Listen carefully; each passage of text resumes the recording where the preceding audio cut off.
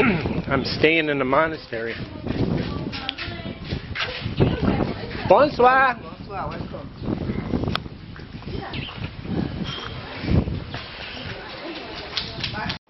Okay, I have a really important tip, but before I get started, I'm going to tell you a joke. I'm doing it in the room, then I'm going to go back outside, and I'm in a nunnery. I'm in a monastery. No, I'm living in a hotel and connected to the thing in Lomé, Togo, West Africa. Okay, here's the joke. Heaven is a place where the police are English, the chefs are Italian, the car mechanics are German, the lovers are French, and it's all organized by the Swiss. Hell is a place where the police are German, the chefs are English, the car mechanics are French, the lovers are Swiss, and it's all organized by the Italian. You want me to tell you that again? Okay, I won't. This is a good joke. I always love it because the first time I was in it, Isabel from France was in Tibet, and she told me in the back of a thing as we drove on this 7-day trip across Tibet it's just a big piece of tundra really, but we went across the thing and she was always telling me funny stuff. But she told me this, she was from France and you know, she was just trying to make an explanation on cultures, right? A fun joke. Okay, Andy Graham, I'm in the gazebo of the monastery. I'll try to, it's not really, I don't know what you want to call this. This is like the quarters where the nuns stay, and the church is across the street actually. So I'm going to make a video, one of my most politically complicated ones possible. Okay, and I'm not a guy to dodge a bullet, right? So I think every good question deserves an answer, and I'm going to try, and there's many reasons why it's a good question, because nobody ever wants to talk about it. The most important issues on the planet, people refuse to talk about. Like, you know, like why do some of these guys have 5 wives? Okay.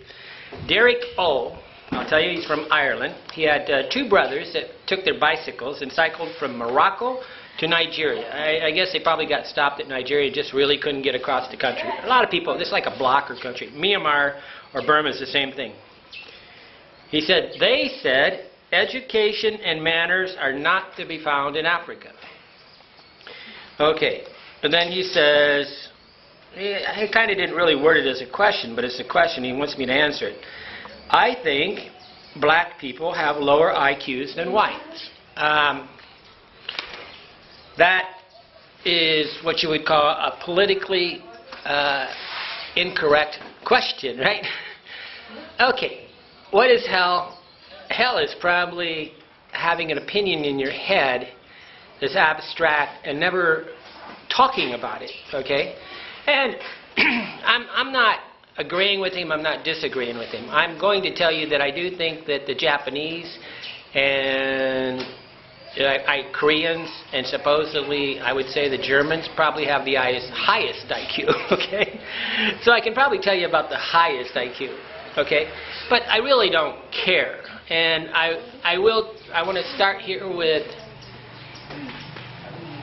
the essence of IQ. Basically, IQ is some kind of a quotient that says intelligence quotient that basically shows your ability to learn. And can you recognize patterns, and can you see that sequentially that if this is like this and turn it like this, that it would be the next thing would be, and how fast you can do it, and whatever. And it's very tied to, you know, nurture versus nature, right? But truthfully, it doesn't really matter. Now, what does matter is other things that are even more important than things. I happen to have the very sad experience of riding around on a moped for almost 5 years. It was completely my fault. I was drunk driving, and I paid my price, and I was on house arrest for a year. Well, through this time, riding around on a moped, basically everybody looks at you as poor, about the same as in America, riding around on a moped in a snowstorm is probably tantamount to being an African in West Africa. They will always be called poor, even when they're rich, okay? And there's some very rich people here. But when somebody I want you, when people treat you like you're poor, they not only treat you like you're poor, they treat you like you're stupid. And yeah, I had supposedly a disease, and I had to go to jail for it. But I mean, if it's a disease, but I go to jail. Okay, there's all these contradictions, right? But the bottom line was, when somebody's treating you like you're poor, what they're always inferring, implying, whatever, is that you're stupid. And I would say that in the back of people's minds, they always consider people poor for their own reason, that they're stupid. And even though you have some people that are really, really generous, talking down, giving money is for sure treating a person like they're stupid and poor. And I really despise this. I don't think a responsible person should ever just help out by giving money to a person that, for one thing, doesn't ask for it. And you really, every time you give money to somebody, you guarantee that they think they're less than you. Because the person giving the money is more than, and the person taking the money is less than. So there's all these strange quirks. Like, I don't understand why Israel, with 7 million people or 8 million people, has so many Nobel Prizes, right? We have these questions, and they're honest questions, and that's what we want. We want honesty. I believe you should talk this question over with your friends, basically, or you're going to lose your job talking about it. I think I would refer to Albert Schweitzer. He said a reverence for life. Okay, and basically he worked in Africa and Gabon, I think, and he started a hospital. And each person you meet is separate, unique, and you must give them a reverence for life. I mean, when you say reverence for life, what that means, even if they're poor, even if they're stealing your money, they still have a part that's left over to give them respect. And this is where people can say, oh, I'm equal, equal, equal, then they turn around and give money to somebody. That's not equal. You wouldn't give me money. That would be an insult. But they think, well, look how they live. I says, you don't know anything. How do they live? That's really an insult. But of course, what are people supposed to do when somebody's handing them, a week's worth of wages? Are they supposed to say no? But it takes away their spirit, because they know that they're not equal, and it lessens them. And this is the problem. Okay, intelligence there's all sorts of reports, and there's books written about this, and IQ, and everything like that. And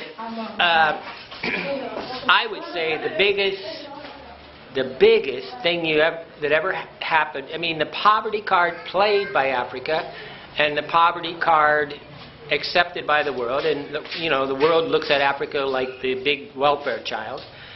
This is a self-prophesizing, what you expect, what you get is what you see is what you get. It's Pygmalion effect or something like that. Basically, we expect them to be poor, and the white people come, and we try to help them to get out of being poor as if we're smarter than them. Okay. Bottom line, what does that say about Africa? How could a white person come here and fix Africa? Only with money and enterprising from when somebody's super educated, an expert on a field comes and explains how to make a water generator. Yeah, you need that. German comes here, sets up a solar panel. But when a Peace Corps girl of 21 comes here and says he or she is going to help the village, this is really staticism or some sort of put down in a way. I mean, they're not really helping financially. They're basically just saying that this person somehow has more intelligence at age 21. Okay, so you got to understand, all this goes up and down, and by them accepting it, they're saying, hey, this white person knows more than me. There's no doubt that my education on going to Indiana University, studying philosophy, been to 90 countries, is 10 times more than the average person around me. But on the other side, Hell, I'm 10 times more than the average American half the time. But as far as world knowledge is for sure. But as you're doing stuff, you're sitting there asking yourself, you have to ask yourself, am I giving the person respect, but am I dooming them to poverty? And at the end of the day, you send your children to private schools, you send your children to tutors, you give them, you choose a neighborhood with the best school, so they can have the advantage. And you have better food, you have better things. I mean, I often think there is a problem with nutrients. I mean, I definitely up in Niger and Mali and Burkina Faso, the faces are like kind of sadly, they're not responsive. And I think that's all malnutrition in a way, nutrients. And I do believe that this is sad because, you know, there's no money up there, so nobody takes vegetables up there. But each person is a unique person with a need for reverence for life. And sadly, when I talk about Africa with anybody from America, they just shut me off. Like, they look at me like, oh, you got something on you. Why would you go to Africa? They often just go, oh, why would you go to Africa? Like I'm doing something, like I'm going into the slums in, you know, New York City somewhere, right? And that is the real opinion of people. It's not the denial of IQ or something. The real opinion of people, it comes out in their faces, okay? Because body language is real. You can sit there and talk about IQ or no IQ or whatever all day long, but the body language says to me, when they talk to me, they say, I would never go to Africa. I have people all the time write me, why are you in Africa? Like somehow I'm taking a photo of people on the toilet, right? And it's really annoying. I mean, this is not a minor thing. I mean, this like permeates, okay? People ask questions assuming that there's AIDS here, assuming that there is, you know, the AIDS here is about the same, in Togo is about the same as America. So, assuming that it's criminal because they know a bunch of criminal black Americans and they think everybody's criminal over here. These guys are just like Thai people. They don't steal. So they transfer opinions to a place that are not correct. But back again to Albert Schweitzer, a reverence for life means that you're going to always give them the encouragement, the advancement. Whether the IQs are higher or lower is not really important, but how we treat people is deadly important. And we have enabled Africa to stay poor. And I often think that Europe wants them to stay poor. I think the United States sometimes wants them to. We do everything in our power to make sure that they're dependent upon aid, like welfare children. And a person on welfare is hard to have pride and it's hard to have confidence. I mean, Obama's from Kenya, and once he came to Africa twice, he could have changed this whole continent if he would just come here, because he gives hope. He sits there, he's a hope that refuses to come here. So he's like, why would I go to Africa? Well, because here's a whole continent with 53 countries that only need to believe in themselves. And all they get is a bunch of NGOs and ONGs coming here trying to tell them how to do stuff. Yeah, I was running this malaria project up in Kara. No doubt that there's some fuzzy areas here with me, right?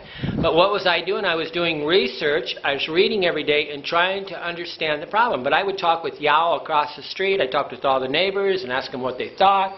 I sit there and try to ask them how they think, how we could control the trash, and got them involved. But I didn't ever flag around money at them because I didn't think the issue needed, there wasn't a need to buy a solution. They needed a thing. So I was talking with them as equals, and I asked their opinions, and we talk, we argue, we disagree, but obviously there's a problem here because for some reason Africans think whites. I'll give a story one time, and I told my friend Jerome in Thailand one time. I was trying to buy some mosquito nets to sell on my website about 7 years ago. I was in Ghana. And I said, how can I buy Ghana-made mosquito nets? I said, And the girl said, a black girl, sit there and said, well, we're not smart enough to make mosquito nets. We buy them from Netherlands. And you see, the insult here is that this is just sewing. There's Kudra, there's sewing places, like 3 on every street. It's just sewing, and they're saying that they need it done. And if you look at the bed net project of malaria, it all comes from outside in. So basically they're acting like the only people that can make mosquito nets are the white people. And okay, America's not white, it's everything. And Europe's not white, it's everything. But basically they look at it like first world's the only place where you can make a mosquito net. And this is an insult. To think that every single mosquito net being set here with these free bed nets, given things, is given to somebody. And they have to be specially pregnated with pesticide, blah, blah, blah. And they come up with so many restrictions that the only people that are qualified to make them are the Europeans. And this is just a lobby force. It's just basically corruption. Okay, and they won't set it up in the business and give themselves the pride of helping their thing. So it's an insult. So again, the whites come and bring the solution. What does that tell the people? Okay. It's a very tough question, and if you get on the internet and search for IQ statistics, you'll see that they have pages where they rate out the highest IQs, and guess what? America's about 20 down. I was really happy. China shows up on this one list as higher than America. And what I'd really love to do is go to a country where the people are extremely clever, incredibly smart, and I can live on $3 a day. What a windfall. But when I say clever, clever to me is I like the quickness of mind thing. I mean, but without education, it don't matter how quick you are. I was laughing. Cuba's is known for being full of doctors, right? But inside Cuba, there is no books. I mean, only about Che Guevara and Cuba, and what's his name, Castro, and no medicine there. So basically, they got the best doctors, but no books and no medicine. It's like, you got to be crazy. There's no way you can be the best doctors without books, without computers, without, medicines. I don't care how educated you are, you're lacking the full package, right? But what we got to do is give Africa the full package. And I commend Derek O. from Ireland for asking the question, because he wanted an honest opinion, and he asked me for an honest opinion. And I'm not going to I don't want to, it's irrelevant in a way, but it's not. If you have the question, explore it. They have terms like brain drain. Is there really brain drain? If brain drain is true, and all the rich people in Africa dream of going to France or America, and they often, Zoom, they're always just filtering off, right? Does that really affect? And I've always wondered why the black American is huge. I mean, they're 6'5". The people here are just about the same height as me, 6 foot or under. And sometimes I think the chefs that were selling the slaves to the traders, because see, the chefs captured the people, then they turned around and as a business sold their people to, not their people, but they might have took the rich and the intelligent and sold, not the rich, the big and the intelligent and the healthy, and sold them right to the traders for more money, and basically made sure that the chef always stayed in power. And that's a very quick brain drain. And then, half the non-sturdy ones died on the way over. So basically it was evolution generated. I mean, because the black American, there's no doubt in my mind that the black American is almost 4 inches taller in a way than most of the people here. Most of the Africa, I've been to about 15 countries, they're petite. But I'm in the area, West Africa, where most of the slave trade came from. But these are legitimate questions. You have to be very cautious about them. But on the other side is always remember what Albert Schweitzer said. He sat on a boat and he said, the universal doctrine of ethics in a way is a reverence for life. And if you have a reverence for life, you always give the person respect. And even you're never looking at how to denigrate them. You're always trying to build them up. And me calling, Africa no doubt is poorer than places, but they're really quite rich here. They have the resource curse. They have so much food and so much resources that they hardly have to work. So look up the resource curse. This is the problem in Africa. Okay, I hope I answered your question. It's $1 million whoopee, and I hope I don't get any hate mail, but most people always take offense to anything that is the least bit honest. If you really want to make somebody angry, you try to tell them the honest opinion, your honest opinion, because then you hit home. But this is a touchy one, but on the other side, it causes the problem, because if we say that if we sit there and say certain people are not, like if I say up in Niger, they seem blah because they don't eat the proper nutrients. I went to a famine there. There's no doubt that the aptitude and the intelligence level in Niger is lower. I will say that. They are, like, they didn't have any sugar. I mean, you ever take sugar? Like sometimes right before I do one of these things, I pump in some sugar so I get a rush. Take my vitamins every day, I get a rush. If you don't have the proper nutrients, your mind doesn't function right. The machine needs the proper nutrients. And that is a problem here in Africa. I mean, nutrients, boring food.